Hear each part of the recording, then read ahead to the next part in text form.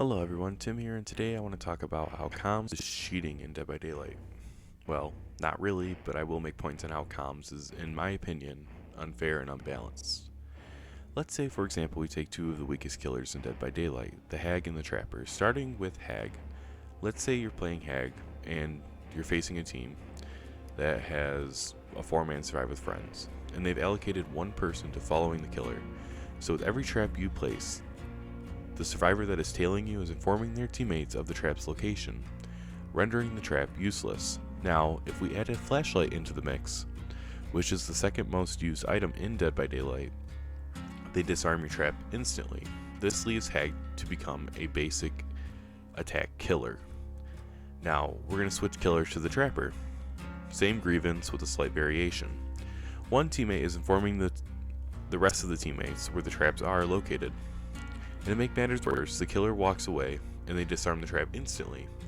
Now Trapper, who doesn't have a lot of map pressure, let's say for example the killer Pinhead, he has a chain hunt which is very strong passively. The Trapper has a choice. Should he rearm the trap, wasting time, or leave it and just become a basic attack killer? Now those are killer specific complaints. Let's talk about universal killer handicaps. With comms in play, there are a plethora of events that will never unfold like they do in solo matches. These events are survivors hitting second stage due to the fact all the team has to do is ask who is going for the save.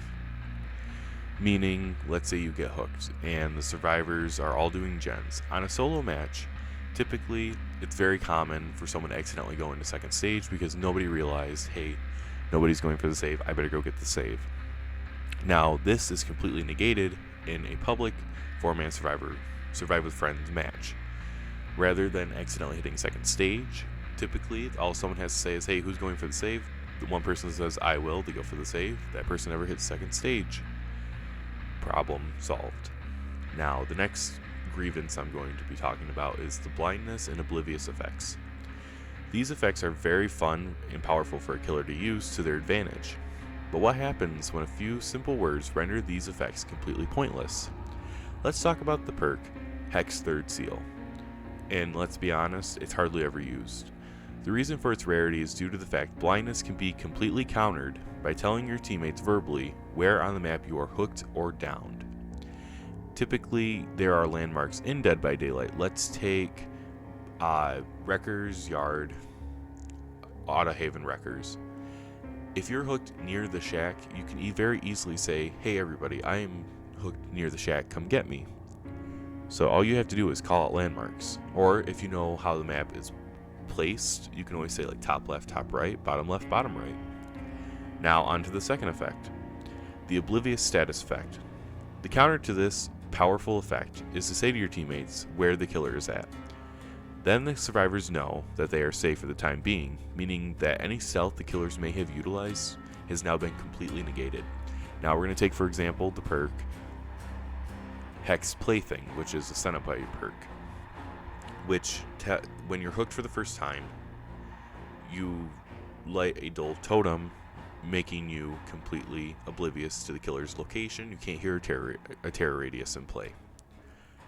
So basically, you have no idea where the killer is. Now, if somebody's in a direct chase, or if somebody sees the killer in the distance, they can warn the rest of their friends and say, hey, get out of there. Basically, the killer gets like no opportunity to get an advantage on that survivor. Now, I once believed it was impossible for the game to tell who was on a team and who was not. This is no longer the case. In order to play with your friends, you enter a public lobby and press the plus symbol next to your survivor of choice and add your desired friend. The game offers this mechanic, meaning it is tracked by the server. So why doesn't the game add a buff or disadvantage to the survivors when on a team? Now, an easy one would be telling the killer that they are facing a Survive with Friends team so they can plan their perks accordingly. But this doesn't seem like enough. Why don't they add a 1% haste effect per survivor in the Survive with Friends to a max of 4%? Or and because honestly this wouldn't break the game if they added this on top of that, a basic attack cooldown on missed attacks, kind of like a built-in unrelenting. This would be adequate enough for the killer, but if we wanted to hinder the survivors, why not make it take longer to do a gen?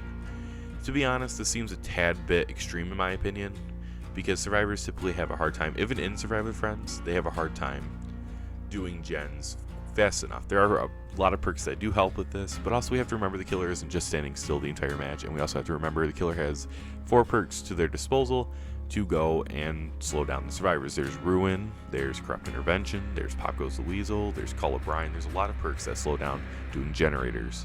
There's Overcharge, there's just a lot of them. So basically, I'm not saying, I don't really favor the idea of slowing down generator progress because it's already difficult to do 5 gens, but I am definitely in favor of killers getting a small buff. Well, with that being said, this has been my discussion video. Please leave your thoughts in the comments below, and please make sure to subscribe, like, comment, and share. Thank you for watching, and have a good day.